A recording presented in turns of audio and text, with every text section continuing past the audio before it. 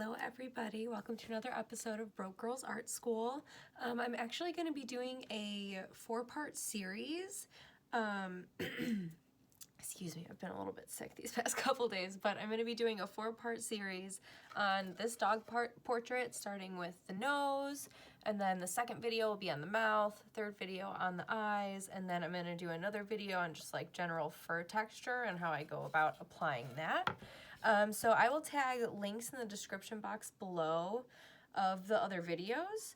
And yeah, so let me know what you guys think, if you like seeing my videos in real time, I'll post a time lapse, and let me know if that helped you out. Let's get started. And guys, don't forget to like and subscribe if you want to see some more content.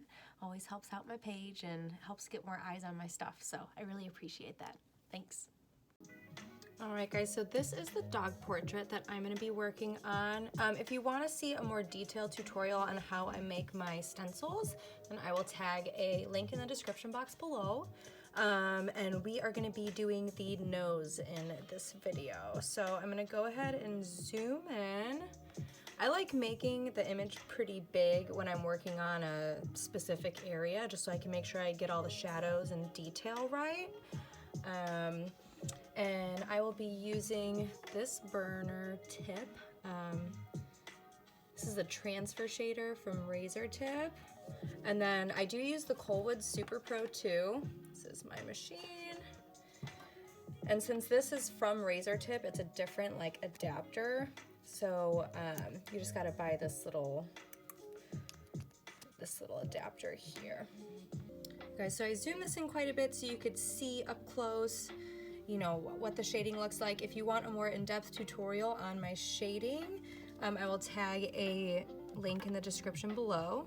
So I'm going to be burning, I'm going to start with my dial at about a 3, and then I'll probably make it a little bit higher in the, Alright guys, so I zoomed in quite a bit so you could see the shading up close. If you want a more in-depth tutorial on how I do my shading, I will tag a link in the description below.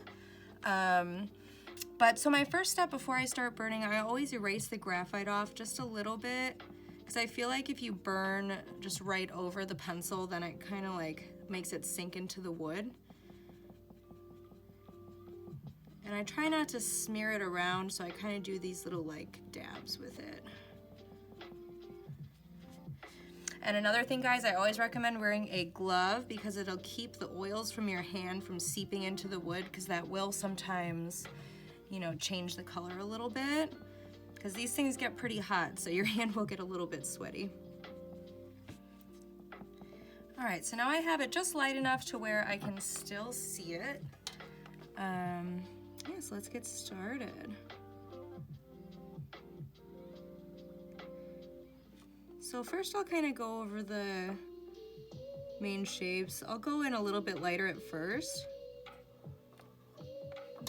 So I'm gonna turn my burner up on my dial to about 4.5.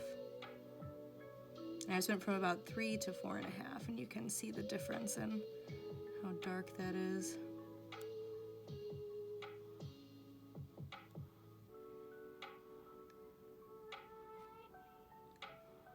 So once you do a lot of dog noses, you'll see that they all have a pretty similar shape, which it comes in handy to practice that, because if you get a photo or something from a client that, you know, say the dog passed away a long time ago and it's not really in focus, you can still, you know, bring out those details without even really being able to see it in the photo, if it's like a blurry photograph or something. So the more you practice, the better you'll get at them. But they all have this pretty similar shape with how the nostrils curve out and everything.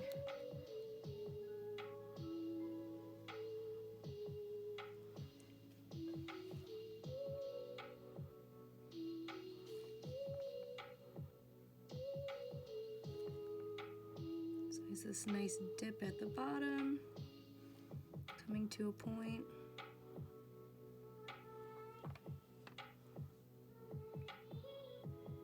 Oh, and just so you guys know, my Colwood burner is on the detail setting at a 4.5, not the heavy duty.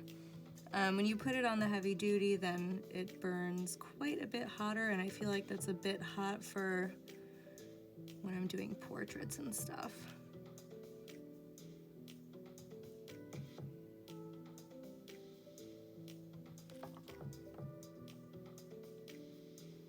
Usually always a bit darker around the edges.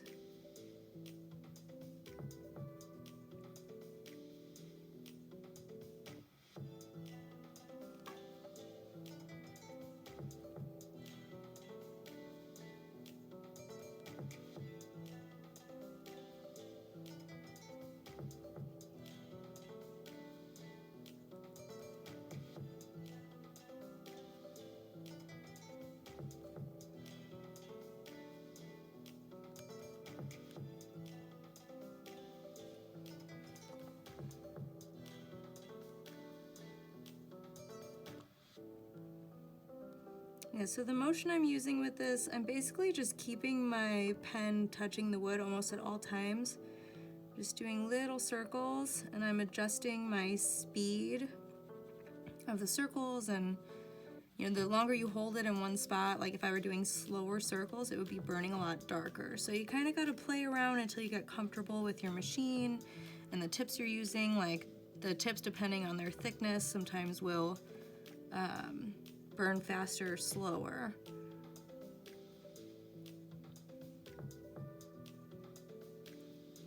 And if you guys are doing realism, like take every little detail into account, like this little white spot that you can see both here in the picture, like make sure you kind of make those shapes stick out, because you don't want your piece to ever look like monotone.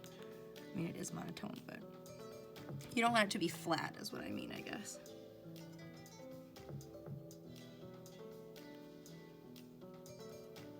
You'll always hear me talking about upping that contrast, especially when people will be seeing this from like across the room. You want it to be really readable.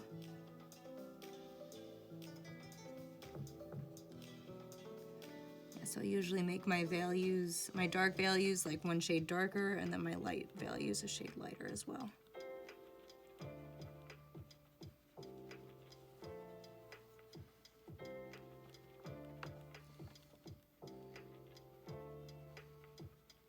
So I know this looks kind of dark what I'm doing right now, but I will be going in a little bit and making it quite a bit darker actually. I'm gonna up my heat after I do the first layer here.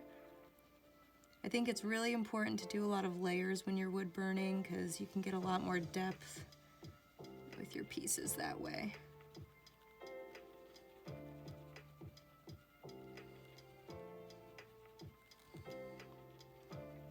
And don't be afraid to accentuate like shadow lines and stuff if you think it'll make it pop a little bit more.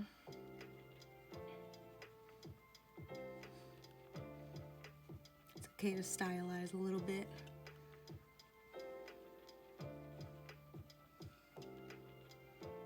All right, so now I'm gonna up my heat to a 6. I'll be going in and really darkening these edges. It's a little bit hot, so I'm gonna go down like half a notch to 5.5. And I want this to be almost its blackest black down at the bottom of the nose. Follow these shadow lines. And like I've said in my previous videos, I always think it's a good idea to like go back into your piece multiple times, like in multiple sittings, like either whether it be a few hours from now or like tomorrow, the next day. I think it's always good to look at your art with fresh eyes, because it's easy to miss some little shadows, and you can always find things to touch up. When you're a perfectionist like me, it makes it a little tedious, but it's worth it.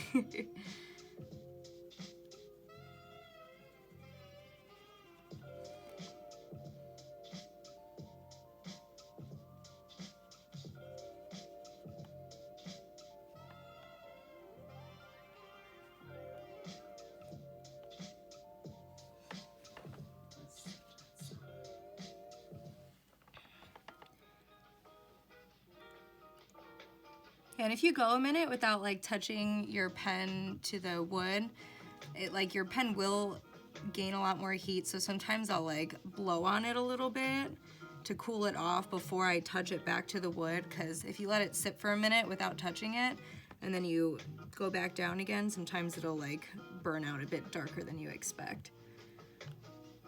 So that can help cool it off, or even turn your machine off just for a couple seconds to let it cool down.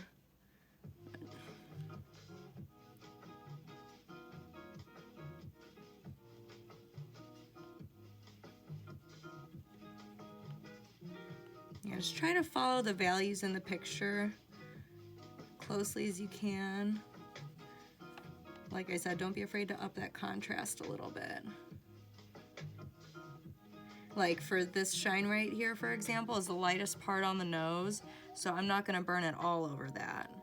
I'm just gonna leave it the tone of the wood. I'll probably even go in with my Dremel over that later, just to really make that shine pop out. It gives it way more of like a 3D effect. And I like to blend out from the edges of the nostrils just a smidge, so it's not just like a harsh dark cut line.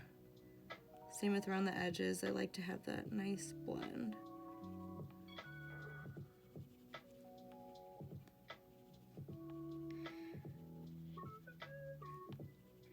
Yeah, it's always important to spend the most time on like the nose, eyes, and mouth, because those are the first things that people are gonna notice.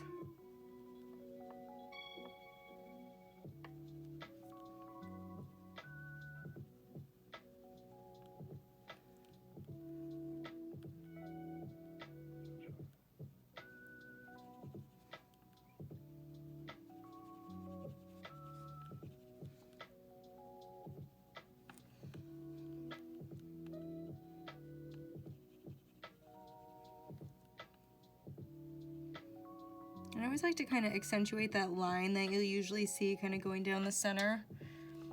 Do that a bit darker than the rest.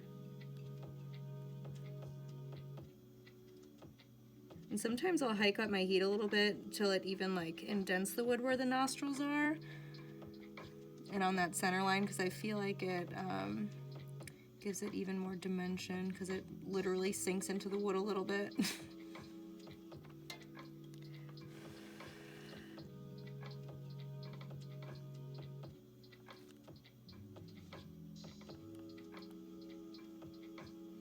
All right, now I'm gonna grab my Dremel tool and Dremel out those highlights just to show you guys what that looks like.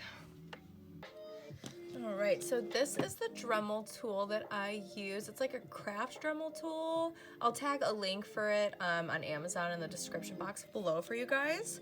So to insert a tip with this, sorry, get it in frame here, you just put it in like that, and then you hold the lockdown thing while you spin it, get it nice and tight. And then there's this little knob here that adjusts your speed. So I usually go at like a 3 or a 4. And then to give it some texture in the nose, I'm actually just gonna be doing little dots, because dogs' noses have that kind of dotty texture to them. Just to accentuate these highlights, I'll do a couple down here.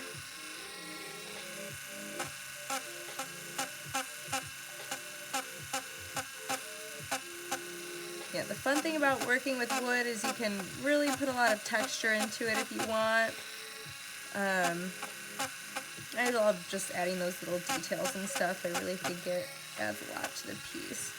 So I'm not going to go too crazy with the dots. I mainly just wanted to get this highlight here on the side. All right, so here is the comparison, this nose versus this one. And I like those little details with the Dremel tool as well, because like from back here you can't even really see those dots, but it's when you get up close then you can see those nice little details in there. In my next video, I'm going to be showing a tutorial on how I burn the mouth, and I'll do another one for the eyes as well. I've been wanting to show you guys some more real-time burning, so drop a comment, let me know if this is helping you out, and if you want to see some more real-time burning.